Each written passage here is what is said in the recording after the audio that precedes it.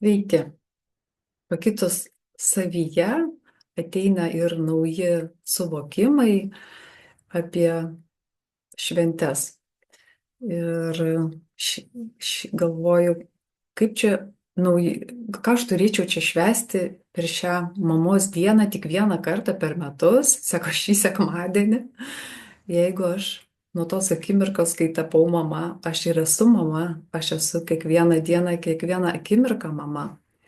Ir ne tik mama, bet esu ir žmona, ir dukra, ir sesuo, ir draugė, ir sąmonė, ir siela, ir dvasia. Manie visko yra be galo daug.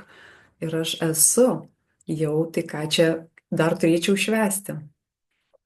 Ir kad ateitų per kiekvieną moterį nauja gyvybė, tai ir pirmiausiai turime turėti vyrą, partnerį.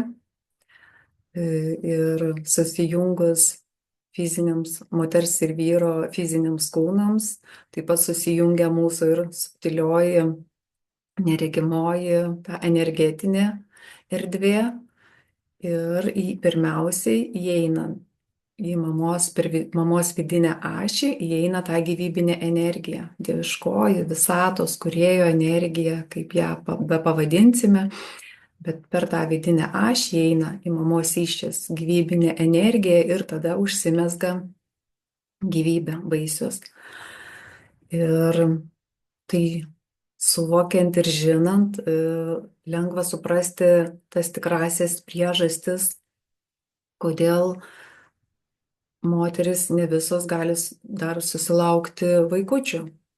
Tiesiog reikia pasižiūrėti ne tik į fizinį kūną ir tenai ieškoti priežasčių, kas ir kaip vyksta, bet ir atkurti santyki pačiai su savimi, pažinti tą vidinę ašį, išlaisvinti ją nuo kažkada galbūt nesąmoningai susikurtos programos, ketinimo išsakyto, kad aš dabar nenoriu turėti vaiko, turiu čia dar daug reikalų tą verslą padaryti, kažką tai sukurti, nežinau, kaip ten kas išsakyta, bet tiesiog tas nenoras turėti ir yra programa, kuri mūsų vidinė ašis gauna tokį ketinimą ir vykdo tą programą.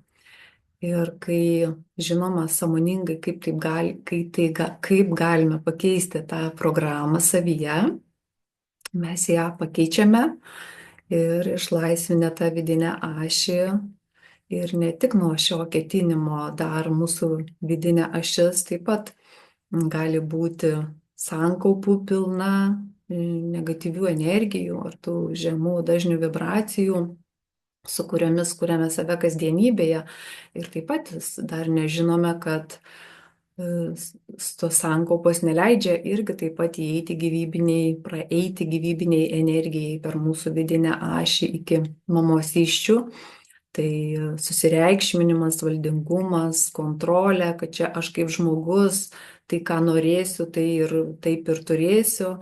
O tiesiog mūsų aukštesnės sąmonės, ta dieviškoji valia, kūrėjo valia ir parodo, kad tu esi ne tik žmogus, tu esi daug daugiau, tavyje teka dieviškoji energija ir atkūrus santyki su savimi, keičiantis savo viduje, tai ir yra vidinėje ašyje, priimant save tokia, kokia esi šią akimirką ir jaučiant vidinę ramybę, atkuriant savyje, tą jausminę sąmonę, stiprinant ir tą pokytį darant savyje, atkūrus tikėjimą ir pasitikėjimą dieviškąja valia, kūrėjo valia, kaip čia be pavadinsite, šią energiją savyje, kintame mes savo viduje ir laisvėja mūsų vidinė ašis ir tada mes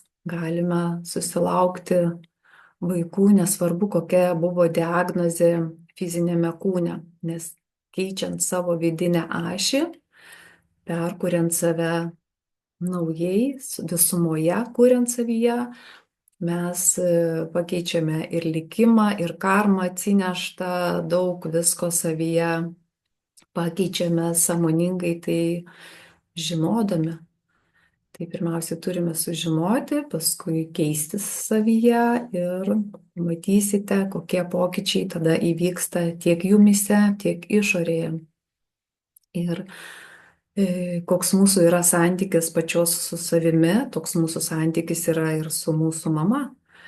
Jeigu kūrėme save visaip, tai ir santykis yra visoks. Jeigu esame vidinėje ramybėje, prieimime savęs tokia, kokia esi šią akimirką ir norint ir kuriant save naujai, priimi ir kitus žmonės, ir mamą savo, tokia, kokia jinai yra, nenorint nieko keisti kitų žmonių, nei mamos, nei vyro, nei vaikų, o keičiantis tik savyje, pamatome pokyčius ir išorėje.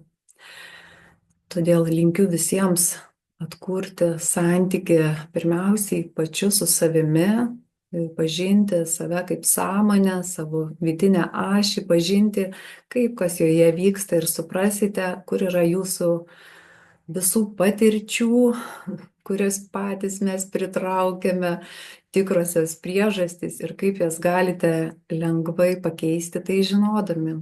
Tai tiesiog visiems linkiu sėkmės savęs pažinime.